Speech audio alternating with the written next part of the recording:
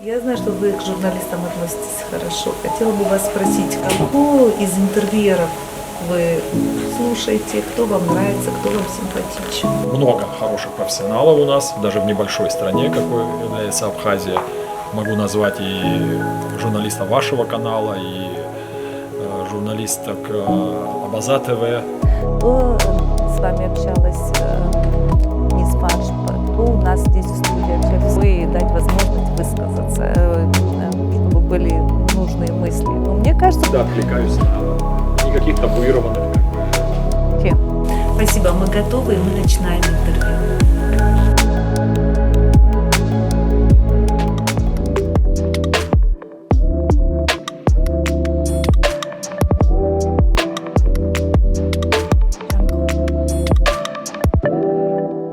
Здравствуйте, Олег Мусасович. Добрый день, Анна. Давайте начнем сначала, в буквальном смысле, с вашего детства. Какие чувства у вас всплывают, когда вы вспоминаете эпизоды из своего детства? Ну, детские воспоминания, они у любого человека, очевидно, окрашены в особые тона, в особые цвета. Это безмятежное счастье, это радость от общения с близкими, это отсутствие серьезных проблем, начальный этап познавания мира. Это ощущение. А картинка Блабурховский двор? Безусловно, самые первые мои детские впечатления – это наш дом. Наш большой, гостеприимный, такой теплый, хороший абхазский сельский дом. Это любимое мое место на земле по сей день. Я еще вернусь к этой теме позже. А сейчас хотела поговорить еще о молодости. Вы получали высшее образование в хороших вузах России, если не в лучших, таких как МГУ. В МГУ вы учились на философском факультете, затем вы окончили дипломатическую академию МИД России. Это ваша тяга к знаниям, заслуга ваших родителей или все-таки это ваша природа? Да, вы правы, мне посчастливилось получить образование в, не побоюсь этого слова, одних из лучших и престижнейших российских вузов. Родившись в семье педагогов, преподавателей, я думаю, здесь сложился такой счастливый симбиоз. Разумеется, в семье... Что преподавали ваши родители? Мои родители преподавали русский язык и литературу. Отец много лет проработал директором Блабурской школы, затем в Гудаутах, до того, как ушел на партийную и руководящую хозяйственную работу. А мама так и проработала 37 лет в Блабурской средней школе, преподавательницей русского языка и литературы. До последних дней своей жизни помнила каждого своего выпускника, каждого своего ученика. Конечно, это был большой энтузиаст своего дела, своей профессии. Поэтому культ знаний, культ познавания через литературу, через книги, он был самого первого моего детского воспоминания. У нас довольно неплохая библиотека была, и кое-что от нее осталось и сейчас. Сейчас, конечно, я уже ее обновляю, пополняю. Поэтому довольно рано меня научили читать родители, и вот, собственно, так дальше и пошло. Ну а далее, я считаю, наша замечательная советская школа образования, наша система образования, которая, к сожалению, сейчас утрачена по всему постсоветскому пространству, увы. Считаю это достаточно серьезной проблемой. Я с огромной теплотой и с благодарностью вспоминаю свою школу. Это Гудаутская первая школа имени Лакоба. Моих учителей, которых до сих пор помню и до сих пор им сердечно признателен. Редкий вопрос в моих многочисленных интервью, который звучит о преподавателях, о моих учителях дорогих. Педагоги, которые наряду с багажом знаний давали еще некий нравственный багаж. Конечно, этот уровень, их уровень, помноженный на желание учиться, он и позволил, допустим, мне в частности, и многим таким, как я, без всяких проблем адаптироваться в самых престижных советских и затем российских вузах, за что я им очень признателен. Вы сказали, что у вас была большая библиотека в селе. Какую книгу вы перечитывали много раз? Вы знаете, я глотал книги. У меня родители отбирали их, боялись, что я испорчу зрение. Тогда не было гаджетов, тогда не было социальных сетей. Единственное окно познания мира – это была книга.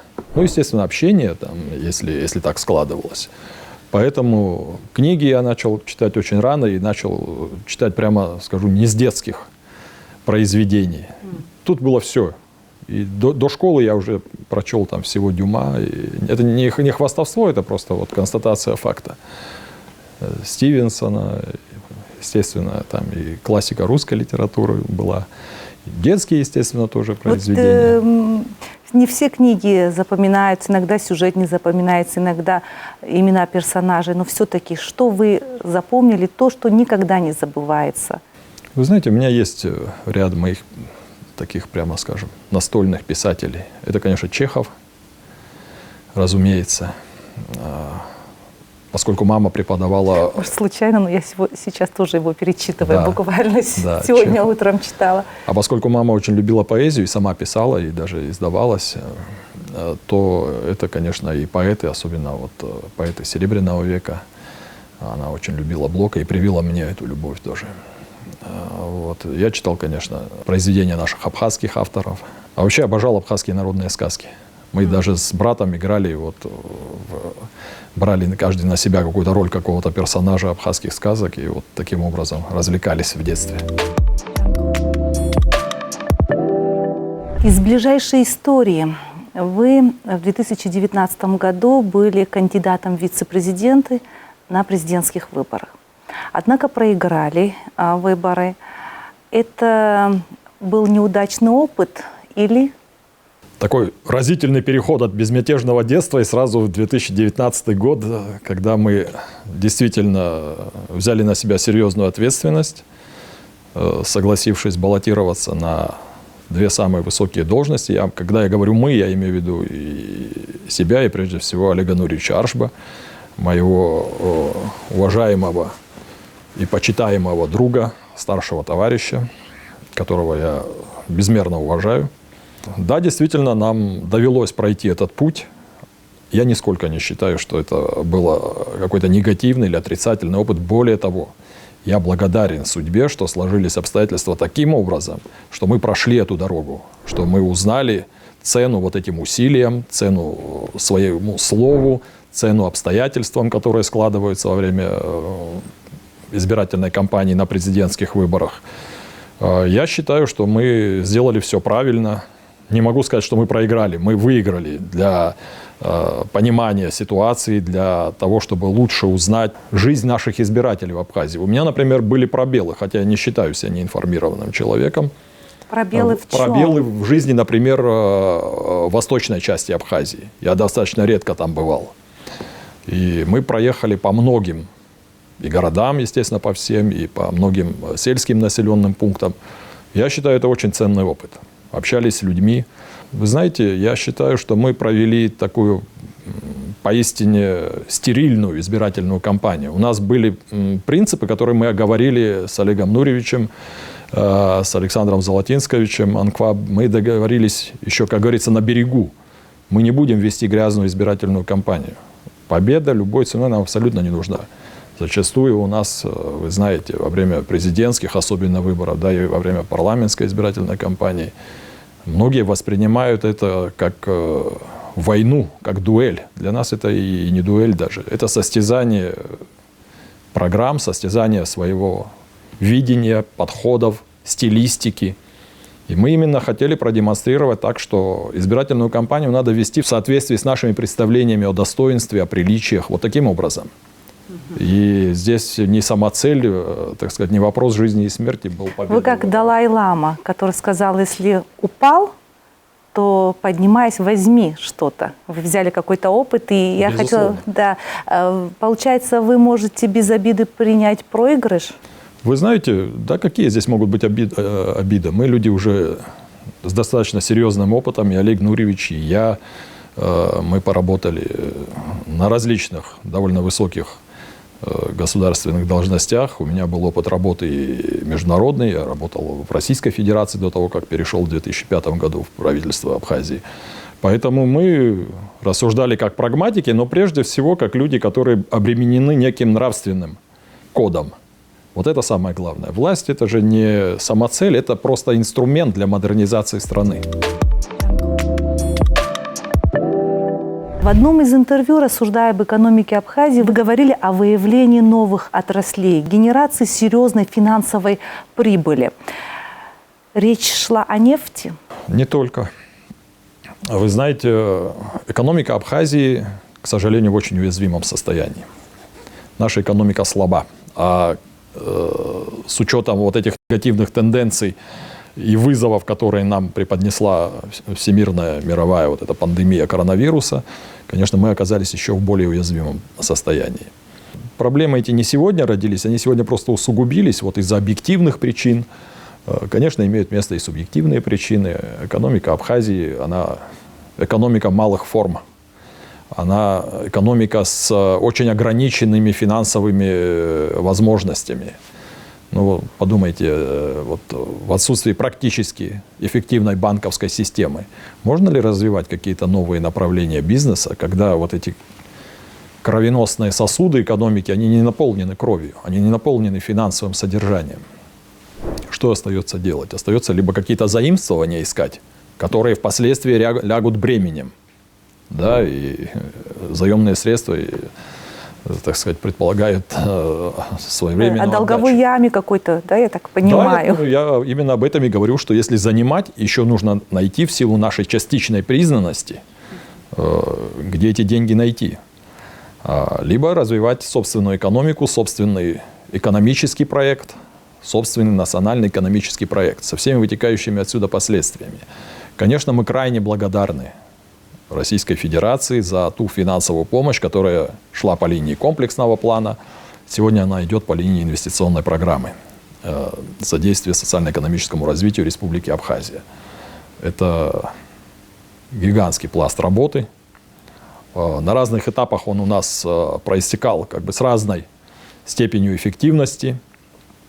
Ну, сейчас мы знаем и объективные причины для трудностей, в том числе, вот, как я уже сказал, пандемия, напряженная международная ситуация, но Российская Федерация выдерживает свои партнерские обязательства. Главное, чтобы мы соответствовали как прогнозируемые, компетентные, серьезные партнеры вот для этой работы. На самом деле, конечно, трудности, о которых я говорил, они многослойные, это многолетние трудности. После кровопролитной абхазо-грузинской войны 92-93 годов нанесен колоссальный ущерб инфраструктуре, экономике в целом, который исчисляется миллиардами долларов. Это не фигура речи, а это действительно так. Восстановить это представляется возможным не просто вот увеличив вливание в экономику Абхазии, а увеличив ее до других порядков финансовых вливаний. Вот тогда произойдет широкий качественный шаг или скачок, назовите как хотите. Конечно, с помощью определенного рестайлинговых мер можно добиться определенной оптимизации. Что я имею в виду? Я имею в виду качество государственного администрирования, качество государственного управления. А в это входит дисциплина, самодисциплина наших чиновников, повышение уровня компетенции этих чиновников. Разумеется, это и необходимость обуздать коррупционную составляющую, будем говорить правду. Это очень важный аспект общей работы. Это и изменение, либо исправление некоторых законов, которые могут оказывать тормозящее, либо негативное воздействие на экономику. Все это в совокупности, конечно, может дать определенный эффект. Однако сегодняшняя ситуация в нашей экономике такова, что неизбежно мы должны будем искать дополнительные источники доходов, которые принесут, к сожалению, не наше сельское хозяйство, которое является важнейшим, конечно, аспектом нашей экономики. Вообще, в сущности, Абхазия – это же аграрная страна. Курорты наши, замечательный туристический потенциал – это своего рода очень такой весомый бонус должен был быть и был в свое время. Но, к сожалению, сегодня экономика нашей страны структурируется таким образом, что локомотивом является туризм, и слава богу, что он у нас есть, и он наращивает свой удельный вес, но при этом, конечно, нужно и сельское хозяйство Но вы считаете, что сельское хозяйство и туризм не могут дать такой толчок нашей экономике, как добыча углеводородов? Сельское хозяйство и туризм не вывезут нашу экономику, как говорится, на другую орбиту, более качественную, более масштабную. Для этого нужны еще и другие проекты, в том числе и те, о которых вы говорите. Я, кстати, был сторонником того, чтобы серьезно подумать о нашей угледобывающей отрасли. Мы в свое время привозили очень серьезные делегации из Германии. Затем, как вы знаете, здесь пыталась работать Monet Group, индийская крупная компания. Ну, не пошли, к сожалению, эти проекты по разным причинам объективного и субъективного характера. Наша угледобывающая отрасль в свое время, вы знаете, дала такой импульс развитию, допустим, вот Кварчалского региона, значение которого трудно переоценить. Я хочу сказать, что около 47-48 лет работала на угле целая электростанция, которая закрывала потребности региона. Об этом тоже стоит подумать. Ну, учитывая, что у нас сейчас серьезные проблемы с перебои с энергетикой, энергетикой, конечно. надо искать, наверное, Альтернативные ходы надо. Нам нужны энергогенерирующие предприятия. Кстати, раз мы уже с вами перешли на энергетику, я вернусь к углеводородам, не подумайте, что я вас верну обязательно. Тему. Да. Когда мы говорим об проблемах в энергетике, хорошо известно, что до войны функционировало порядка 20 с небольшим, 21 или 22 малых ГЭС. В свое время восстановление, реабилитация этих малых ГЭС, мы можем с вами представить, какой облегчающий эффект это имело бы сегодня для нашей энергосистемы, которая испытывает колоссальные перегрузки, колоссальные нагрузки. И здесь дело, кстати, не только вот в пресловутом майнинге, который лег дополнительным бременем на нашу энергосистему. Это системные проблемы, которыми необходимо заниматься и в ретроспективе, если мы посмотрим на проблему, надо было заниматься давно и более эффективно. Где взять деньги? Вопрос.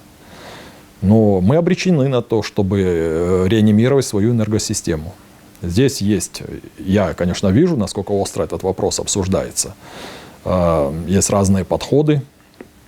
Я придерживаюсь приблизительно такого мнения, что вот эти малые ГЭС, те из них, которые подлежат реабилитации, там, где есть дебит воды, там, где есть возможность в принципе поработать над этим, они, конечно, должны быть восстановлены. Туда надо бить во все колокола и звать инвесторов.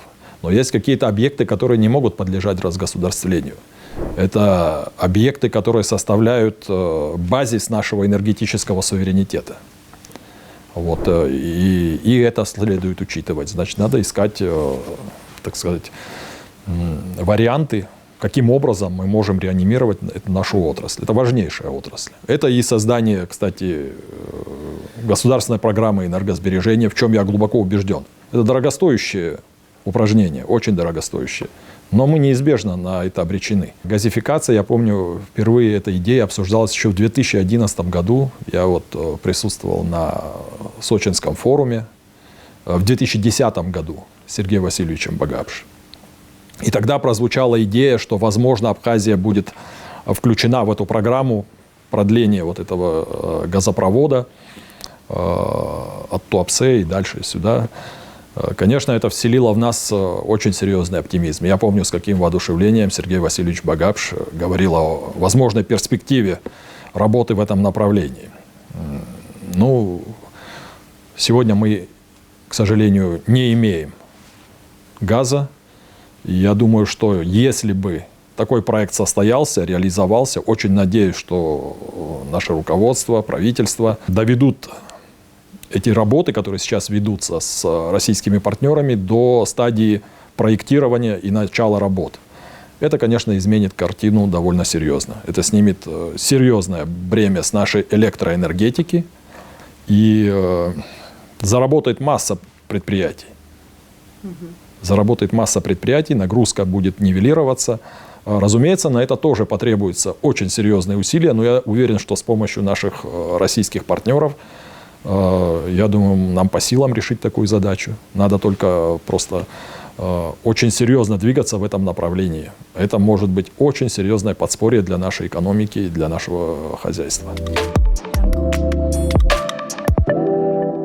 Я вас возвращаю к теме добычи углеводородов и исследований недр. Люди, которые против добычи углеводородов в Абхазии, они свою позицию аргументируют тем, что может произойти катастрофа, экологическая катастрофа как последствие. Возможно, я не буду спорить, потому что я не специалист в этой области, возможно, есть риски.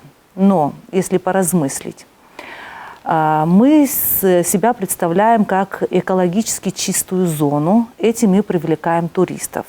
Однако у нас в стране нет ни одного мусороперерабатывающего завода.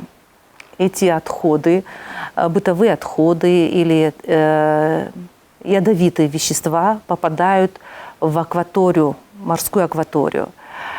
Не все у нас тут чисто и хорошо, как мы говорим. Это некая такая полуправда получается. Мы немного лукавим, когда мы говорим, что мы переживаем за нашу экологию, но в то же время происходит неконтролируемый выброс мусора. Вы практически ответили за меня, Анна. Я эту проблему знаю очень неплохо. Проблема экологического характера, которая в Абхазии имеет место быть в связи с отсутствием мусороперерабатывающего завода. Не только мусороперерабатывающего завода. Надо понимать, что отсутствует, собственно, вообще система управления областью ТКО, ТБО, да, твердых коммунальных и твердых бытовых отходов. Это отдельная, специфическая, очень серьезная область деятельности любой страны, любого региона. Я этим вопросом занимался с 2011 года. Вот, кстати, одна из делегаций, которую сюда удалось нам с ними, значит, обсуждать эти проблемы, начать обсуждение проблемы, это были немецкие технологи. Тогда уже было первое предложение по созданию мусороперерабатывающего предприятия. Ну, затем были еще попытки решить этот вопрос не какими-то косметическими мерами, там, точечными пилотными программами, как были попытки и в Гаграх, и в других регионах Абхазии. Невозможно решить эту проблему таким образом.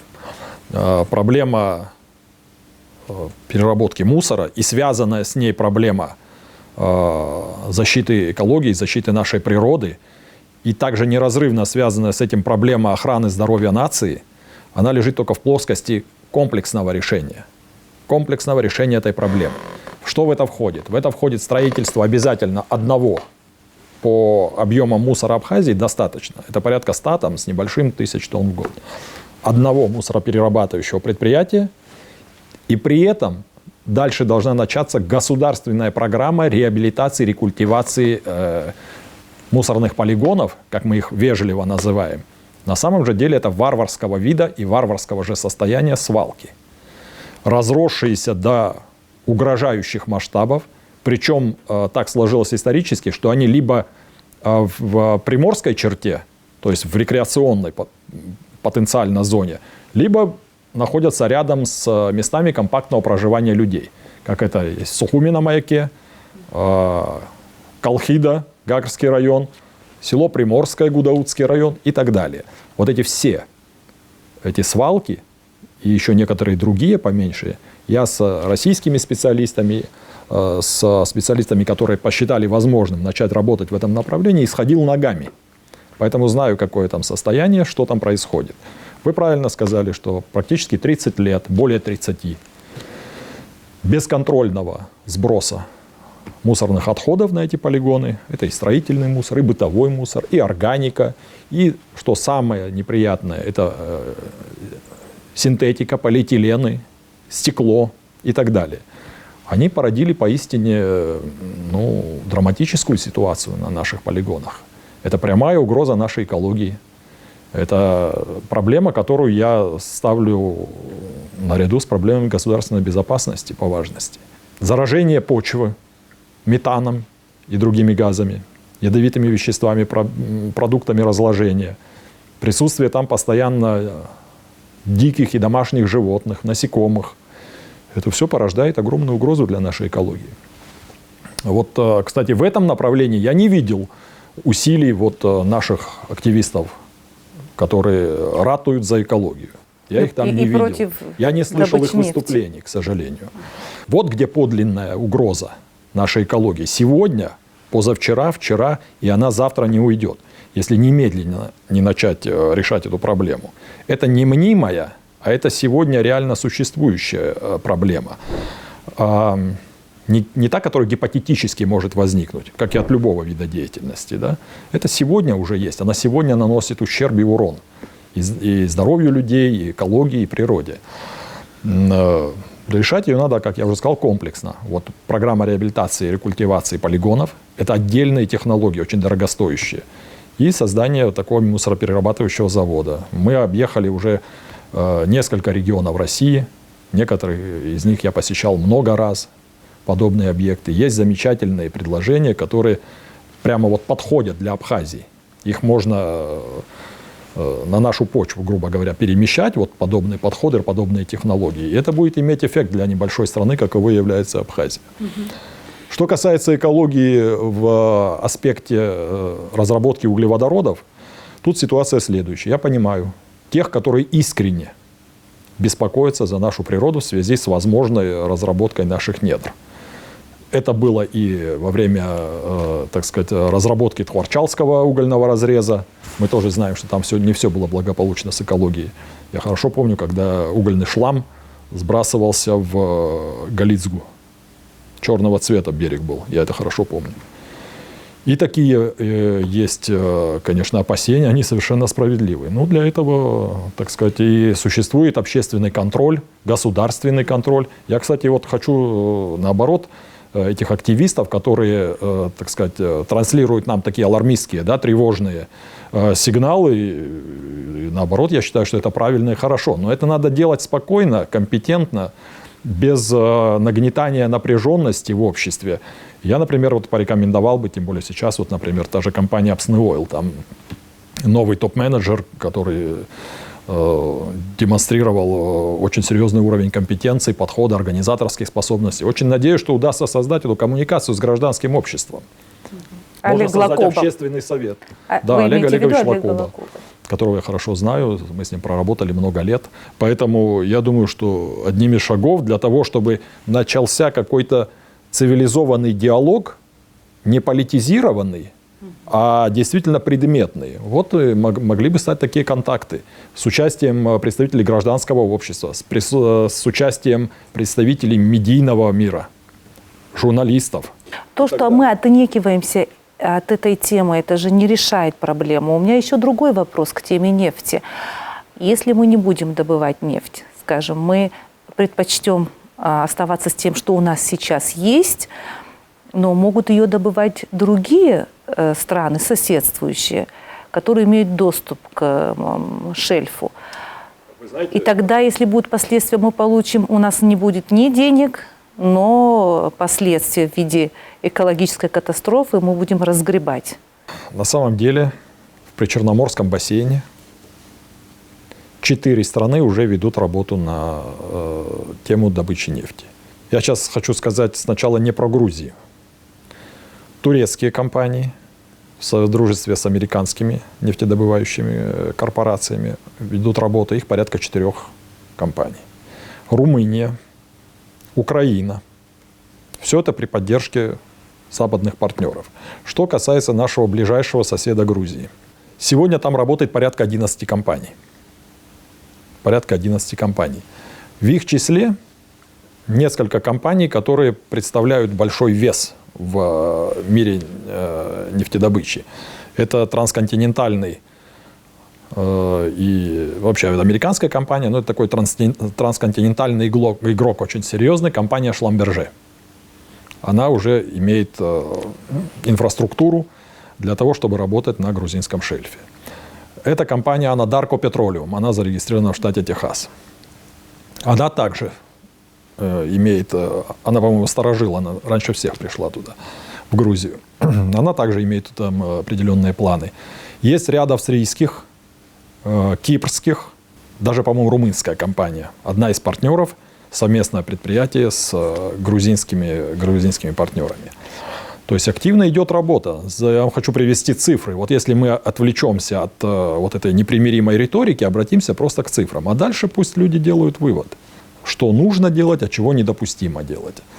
В Грузии за 2021 год добыто порядка 14 миллионов кубометров газа уже, сопутствующего нефти.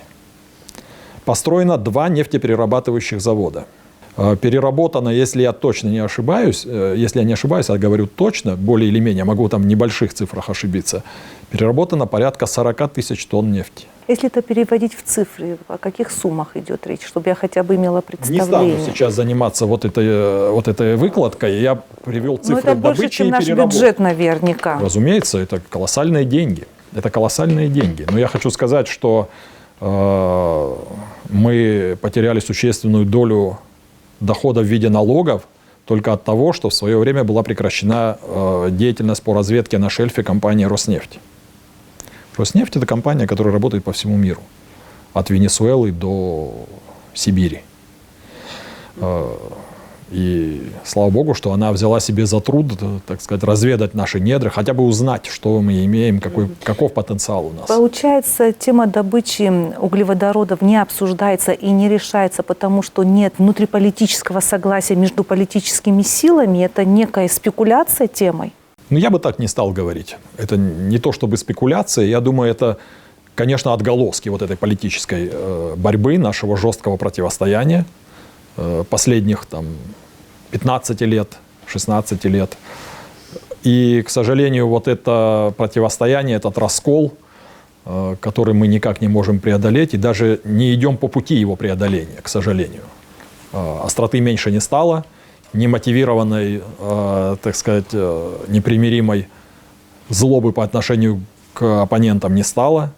Это отражается и в том числе на наших сферах хозяйствования, нашей экономике и так далее. Обратите внимание, любой проект, вне зависимости от того, кто у власти, какая команда. Да? Но у нас 2 противоборствующих лагеря, как мы знаем, они меняют друг друга с печальной частотой.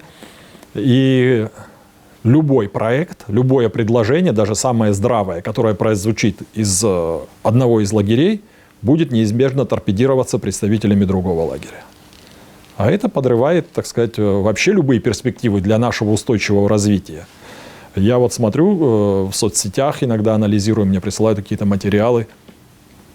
Как правило, жесткая критика того или иного проекта, она исходит обязательно от представителей противоположного лагеря, оппозиционного лагеря.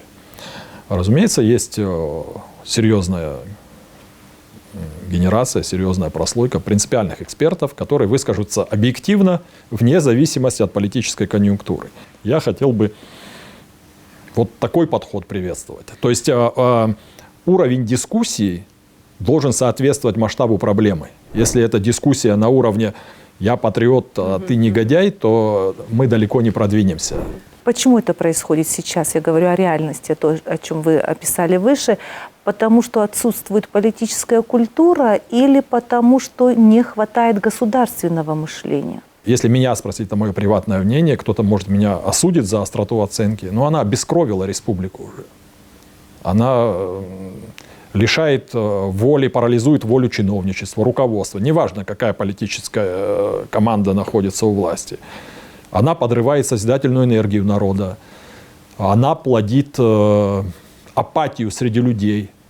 Среди тех, которые не являются активистами того или иного лагеря. Они просто хотят спокойно, стабильно жить, множить богатство своей страны, укреплять потенциал своей страны, растить свои семьи, содержать их и так далее. Многие уже просто устали от этого противостояния. Тем более оно имеет еще и в качестве мультипликативного эффекта, отрицательного, плохого, тяжелого эффекта, и вот такую разобщенность по важным вопросам развития страны. Невозможно договориться, невозможно найти общего языка. Олег Мсасович, кое-где я с вами не согласна. Разве может государство быть без политической борьбы? Ведь это нормально, когда есть разные мнения. Полной согласия добиться невозможно, полной гармонии не бывает, понятно. Но вести эту борьбу надо, наверное, в каком-то русле. Абсолютно с вами согласен.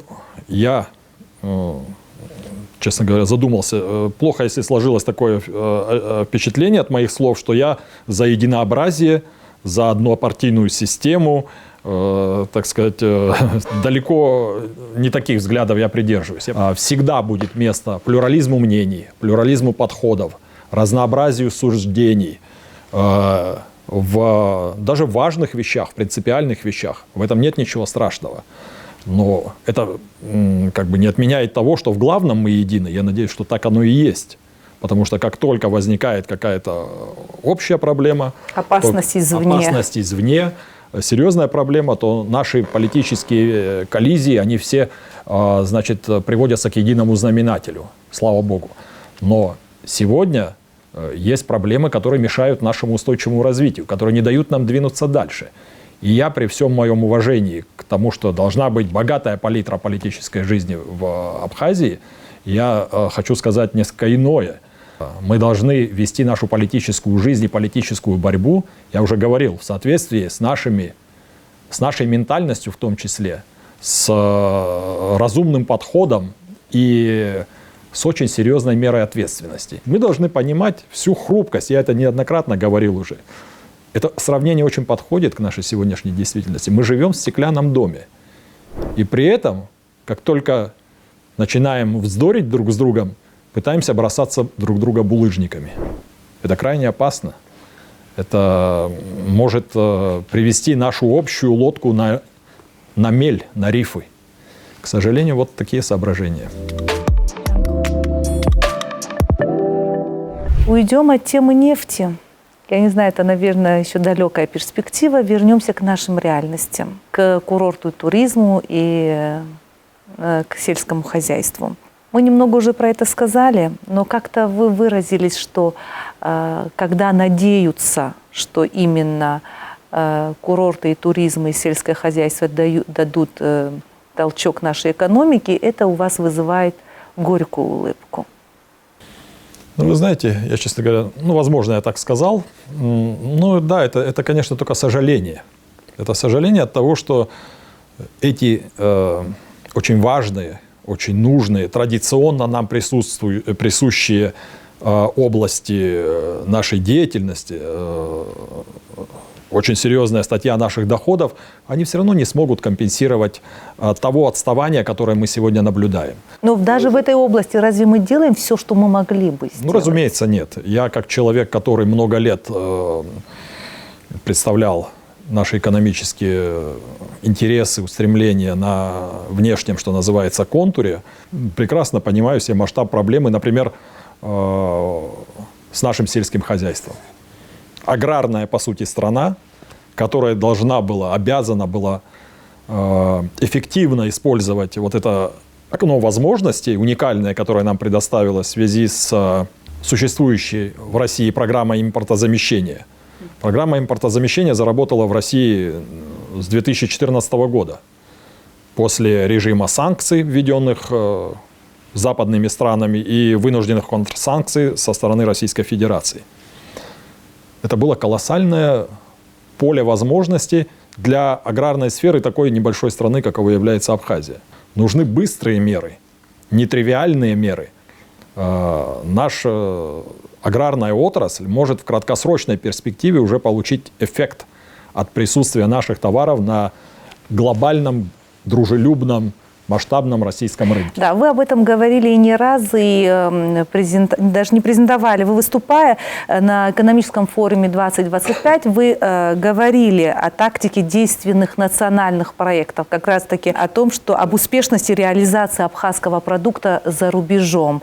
Рядышком нам даже не стоит засматриваться за море, потому что рядышком большая Россия с дружелюбным рынком, как вы говорили. И даже если все двери для нас откроются, мы готовы к этому, мы можем насытить нашей сельскохозяйственной продукцией вот такой огромный российский рынок. Разумеется, небольшая Абхазия при всем своем желании и при революционном развитии агропромышленной сферы, она не сможет весь рынок насытить. Но мы можем получить очень серьезную экспортную выручку от этой деятельности.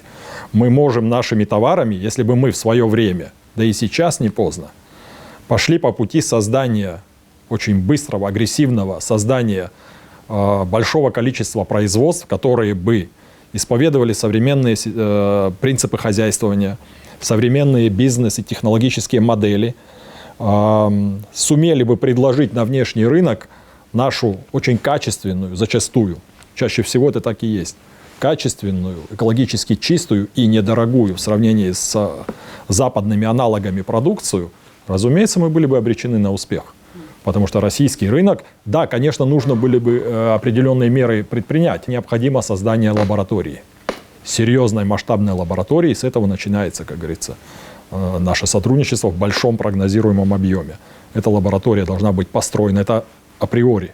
И тогда не только наши крупные предприятия по абхазским меркам. Лаборатория для чего? Немного уточните. Для экспертизы и сертификации нашей сельхозпродукции. Потому что сейчас это происходит на разных площадках в Российской Федерации. Это неудобно, это затратно, это долго. Мы обречены просто на то, чтобы построить такое предприятие по наиболее, возможно, широкому спектру продукции. И тогда продукция не только наших там крупных, условно говоря, по абхазским меркам компаний, но и продукция фермерских хозяйств, крестьянских хозяйств, она может безболезненно, оперативно, недорого пройти здесь сертификацию и уже будучи легализованной таким образом, поступать на российский рынок и на внешние рынки Олег Николаевич, но до этого нам же надо создать эти фермерские и крестьянские хозяйства. Разумеется. Их ведь тоже вот это нет. самое сложное. Я никогда не забуду, как в один из наших приездов после «Золотой осени» опять мы достойно довольно представили нашу продукцию. В сущности, чем мы занимались? Мы планомерно, упорно, скрупулезно пытались привлечь внимание внешних рынков к абхазской продукции сельскохозяйственной. И, не побоюсь этого слова, всегда были хорошие оценки. Мы много раз показывали, что являемся лидерами в области представления своей национальной продукции.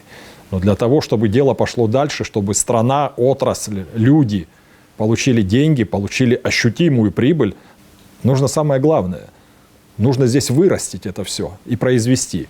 Я никогда не забуду, как на церемонии награждения один из наших руководителей больших, поздравляя нас и отдавая должное и давая высокую оценку нашей деятельности, обращаясь ко мне, сказал: я хотел бы, чтобы на следующий год вдвое больше компаний, вас хочу попросить, это он мне сказал, было представлено. Я говорю, это не наш вопрос. Мы представим. Ваша задача организовать здесь эти производства. В каком году это было? Это был, по-моему, если не ошибаюсь, 16-й год или 15-й. Да, ирония. Вот на том же экономическом форуме 2025 вы говорили о проектах по цифровому развитию. Да. Может, у нас нет таких тектонических сдвигов в этой области, но я все-таки верю в нас. Мне кажется, наши люди легко обучаемые, и мы стремимся к этому, нас тянет к этим высоким технологиям. У нас есть молодежь, талантливая молодежь, стремятся освоить эти высокие технологии, новшества мира. Может, я оптимист, может, я как-то хочу, чтобы мы быстрее присоединились к этой глобализации. Ну а что вы думаете? В этой части есть у нас перспективы? Цифровое развитие тоже могло бы стать, начиная еще с 2016 года, тоже областью генерации прибыли. Мы же с вами знаем, что эта деятельность велась, начиная с конца 2016 года. Различные группы людей, отдельные, я ни в коей мере не собираюсь подсчитывать чужие, так сказать, доходы. Замечательно, наверное, что люди зарабатывали. Плохо то, что государство с этого ничего не имело. Ни одного рубля, ни одного цента, ни одной копейки. Вот это плохо. А это могло бы пойти подспорьем в ту же самую энергетическую отрасль. Создавались бы складские программы. В том числе создание майнинг-цодов было. Да. Мы же все хорошо знаем с вами, какой масштаб и какой размах носила эта деятельность. Вплоть до самого недавнего времени. И в каком конечном итоге... И все вне государственной казны. Разумеется. Каким бременем это потом легло на нашу энергосистему, вот это огромное развитие майнинга. И самое обидное, что государство здесь ничего не получило. Есть примеры в других странах, даже Венесуэла, в которой наша страна-партнер, признавшая государственный суверенитет Республики Абхазия, в условиях очень серьезной политической турбулентности все равно создала государственные майнинг-цоды. И получила серьезную передышку, серьезный глоток кислорода финансового, когда очень плохо себя чувствовали финансово. Белоруссия, Грузия и так далее. Но для этого нужны государственные программы, нужен государственный подход. Если это отпустить на самотек, вот эта вольница, она разрушит энергосистему. То, что мы сейчас имеем. Когда я говорил о цифровом развитии, вообще о перспективах цифрового развития, направления его, конечно, я имел в виду еще и использование и мирового, и российского опыта. Я тогда уже предлагал задуматься о создании мультифункциональных центров. Муниципальных, городских, поселковых и так далее. В России этот проект был просто на ура организован и выполнен. Это создание мультифункциональных центров, таких территорий, которые максимально облегчали взаимодействие, взаимоотношения государства и гражданина. Это принцип одного окна, регистрации документов, получения различных справок. Это электронный документооборот, создание массивов данных, которые будут на электронных носителях для отдельных предприятий, для отдельных министерств. Я тогда называл это Министерство труда и социальных отношений. Могли бы пойти по этому пути. Министерство юстиции. Кстати, вот Министерство юстиции, я рад, что это, так сказать, этот подход возобладал и начало уже реализовывать определенные действия в этом направлении, в создании электронного массива данных по хранению различных документов, по созданию электронного оборота. Вот по этому пути и следует идти. Необходимо это делать. Это серьезно облегчает жизнь людей. И что касается электронного документа оборота, это дисциплинирует чиновников, это позволяет сразу же осуществлять контроль над графиком исполнения их заданий, над самодисциплиной. Это очень серьезно дисциплинирует. Я думаю, что, конечно, у нас есть все перспективы для работы в этом направлении. Тем более, что это не бином Ньютона. Это надо и возможно, и нужно, и возможно делать вот буквально в условиях сегодняшнего дня. Вот эти национальные проекты, которые вы перечислили выше, их можно реализовать, осуществить нашими внутренними силами, или все-таки здесь необходимы инвестиции, привлечь надо инвесторов? Я думаю, решение потребует комплексного подхода. Это и прежде всего это целеполагание. Мы должны принять за основу необходимость действовать в этом направлении. Сконцентрировать усилия, волю. Дальше идут компетенции. И только потом уже финансовые средства. И здесь есть пространство для маневра, я убежден в этом. У нас активные пользователи Фейсбука, или некоторые представители общества, оппозиции, очень агрессивно реагируют на всякую идею или инициативу привлечения инвесторов. Так хлестают наших инвесторов, которые хотят что-то сделать в Абхазии, что порой думаешь, как они после этого здесь будут организовывать бизнес. Что это? Откуда такая агрессия? Есть ли какие-то реальные причины, какая-то угроза или какие-то риски для Абхазии? Что касается борьбы за инвестиции, это такая уже избитая истина, к которой даже не хочется прибегать. Весь мир борется за инвестиции. Последнее, за инвестиции, чтобы привлечь в свою страну, да. Последнее, за что мы должны ратовать, это, так сказать, за то, чтобы не было инвесторов. Наоборот, нам надо, чтобы инвесторов было много, чтобы они были разные, и крупные, системные инвесторы, и люди, которые рискнули в небольшой проект в Абхазии вложиться. Мы должны определить правила игры, понятные, равные, прозрачные, а затем при помощи гражданского контроля и всей мощи государственной машины обеспечить четкое соблюдение этих условий. И тогда не будет никаких опасений, никаких фобий, когда все прозрачно. Я сам против келейности, какой-то кулуарщины. В обсуждении любых проектов, в том числе и вот про углеводороды говорили. Я же не случайно назвал как один из возможных вариантов диалога создание таких общественных советов, где на этой площадке все бы наблюдали за проектами с высокой степенью генерации прибыли и других. Но что плохого в том, что реализуются большие масштабные проекты? Да и небольшие масштабные проекты. В курортной сфере реализован был в Чамчирском районе проект Тамыш-Вилледж.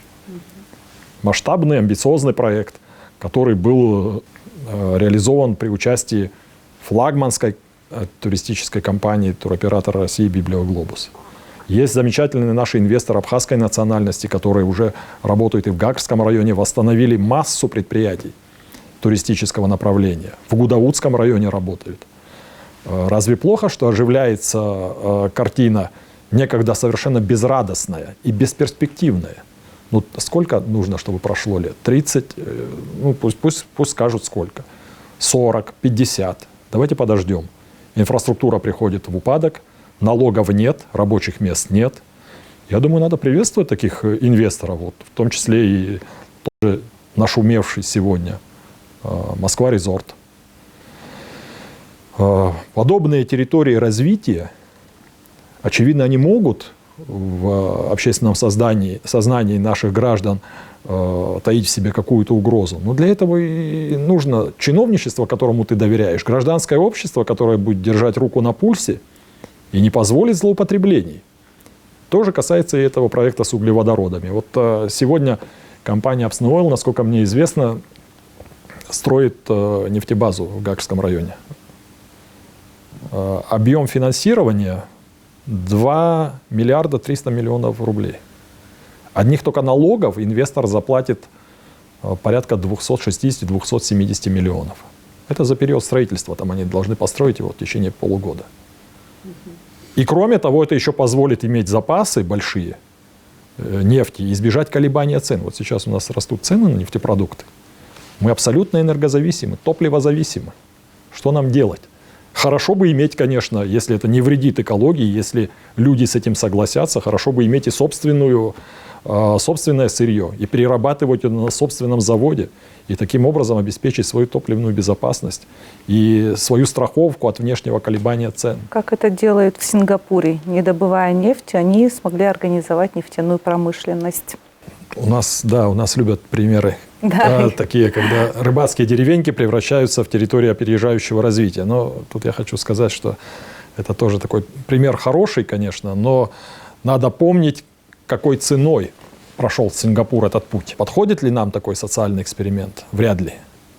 Какими жесткими мерами, иногда беспощадными мерами это процветание было достигнуто. Сингапурский опыт для нас не пример.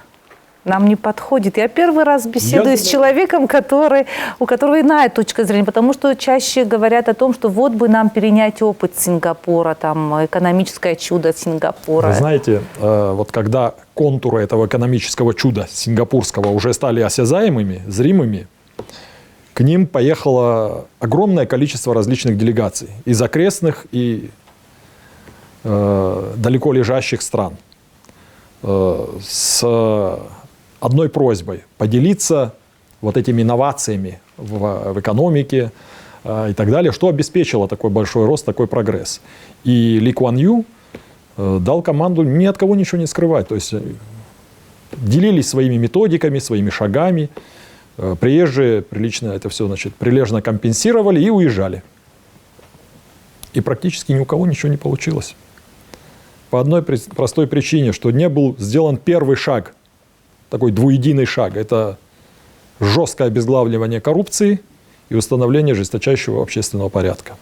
Это то, чего мы никогда не сможем сделать. Казни массовые, которые имели место в Сингапуре, за коррупцию и так далее, я бы, так сказать, не призывал бы к этому в Абхазии. В силу нашей малочисленности и многих других, так сказать, особенностей нашей ментальности. Я поняла, о чем вы говорите. Вот сейчас в преддверии выборов в парламент нам предстоит сделать осознанный выбор. Но я сомневаюсь, что мы на сей раз сделаем вот этот правильный выбор.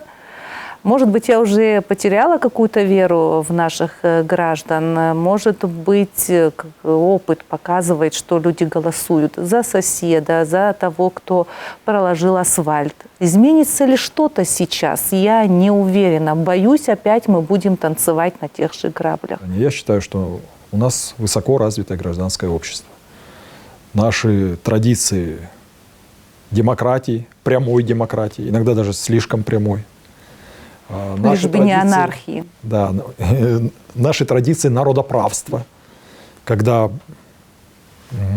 люди имеют достаточно быструю коммуникацию с самого высокого уровня руководителями. Свидетельствует о том, что, конечно, степень развития гражданского общества довольно высока. Ну и даже не только об этом. Вот посмотрите на усилия наших активистов, допустим, движение «Мы вместе», которое было организовано в период обострения пандемии.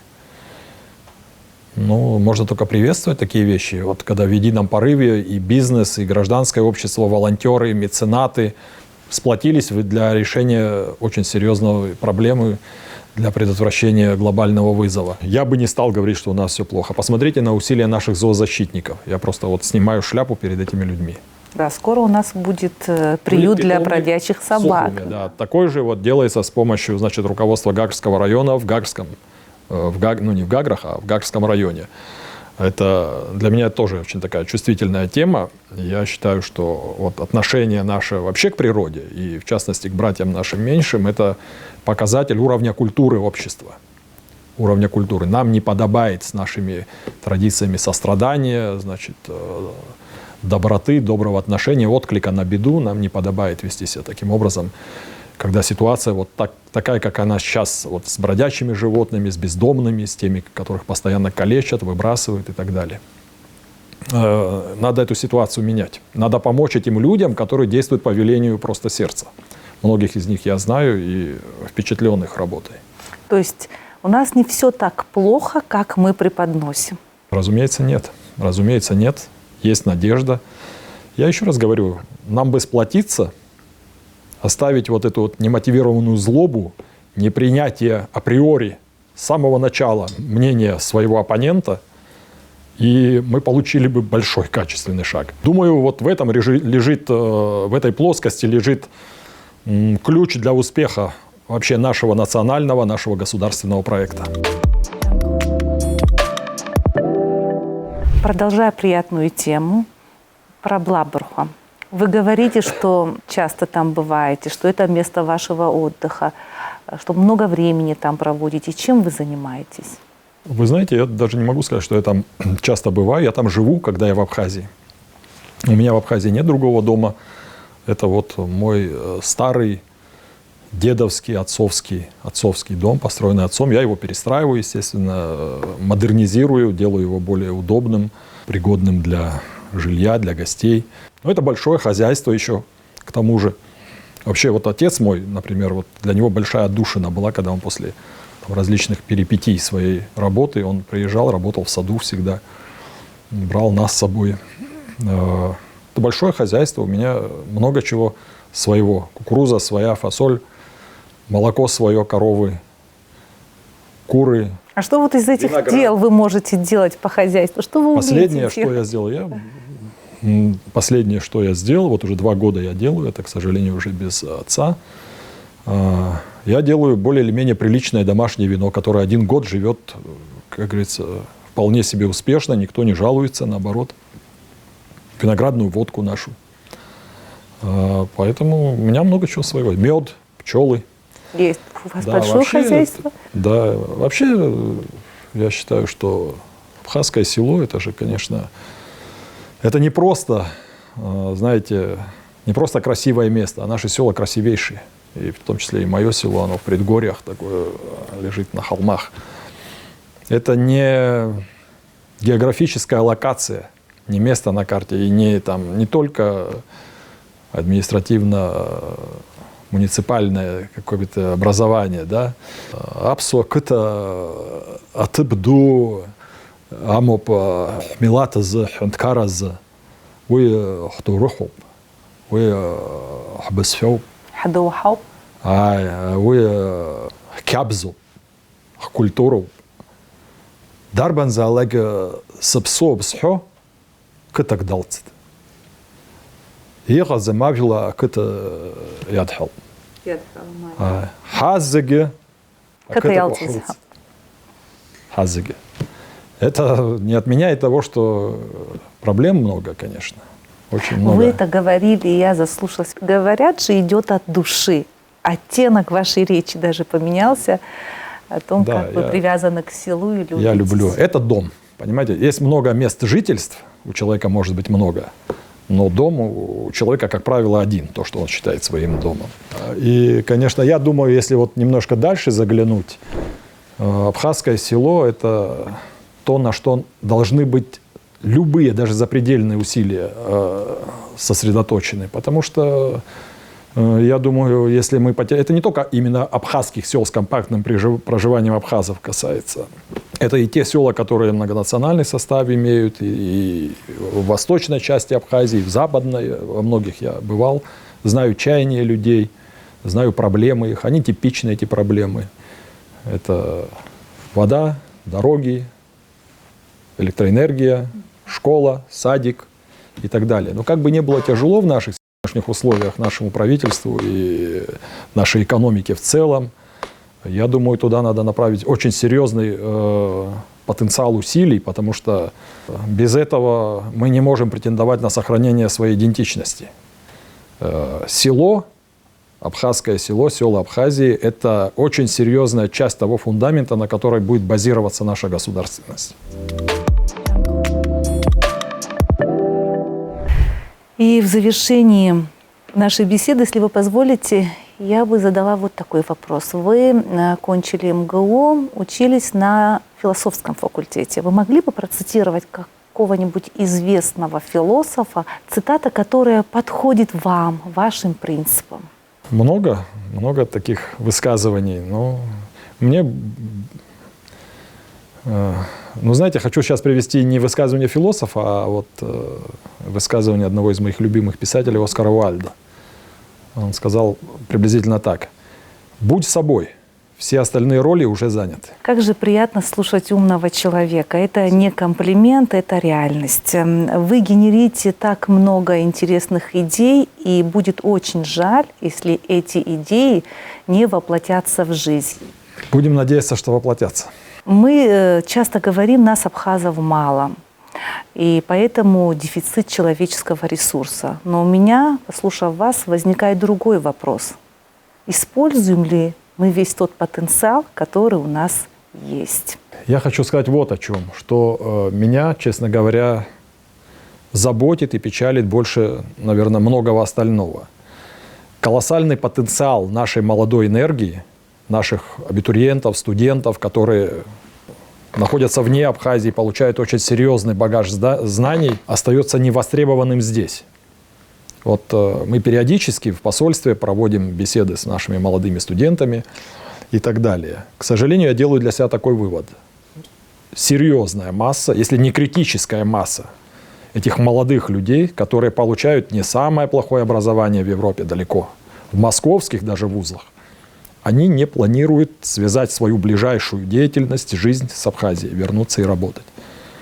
Многие остаются работать в России, кто-то уезжает за рубеж. А Абхазия, к сожалению, лишается вот этого интеллектуального багажа и лишается вот этой молодой энергии, которая способна многое преобразовать вокруг себя. Я смотрю на некоторые другие страны, на опыт других стран. Кстати, в очень многих университетских городах в Европе, вот где мне довелось побывать, но вот в Штатах в меньшей степени, я видел там очень много молодежи чеченской национальности. Это люди, которые при поддержке руководства отправляются на учебу. Кстати, за ними есть жесткий контроль и постоянная коммуникация. То есть там не забалуешь. О чем это говорит? О том, что уже сегодня куется определенный бизнес и интеллектуальная, административная элита. Кстати, вот грузинской молодежи много в Штатах и в Европе. Это то, о чем мы говорили выше, о конкурентоспособности. Разумеется. Но вот наша молодежь, которая имеет уникальную возможность учиться, допустим, в тех же вузах Москвы и других крупных городов, Санкт-Петербурга, Ростова, Казани, должны быть востребованы здесь, в Абхазии. Разумеется, но для них здесь надо создавать питательную среду. Они должны видеть, что существуют социальные лифты. А молодые люди, они, как правило, максималисты. Они, как правило, очень чутко, очень резко реагируют на несправедливость, на то, что не равны условия для всех, не одинаковые условия. Их это обижает, для них это неприемлемо. Вот где лежит достаточно серьезная угроза для нашей небольшой страны. Вот с этим нужно прям вот в короткой перспективе что-то очень серьезно делать. Потому что молодежь — это и есть наш потенциал, это наше будущее, это самые главные инвестиции в будущее. Я вижу, у нас есть еще о чем поговорить. Я не задала много вопросов и по поводу социальных лифтов, и по поводу вашей работы в ВАГ, в московской абхазской диаспоре. Но это еще повод, чтобы пригласить вас еще раз на интервью в проекте «Лидер». Спасибо вам. Спасибо.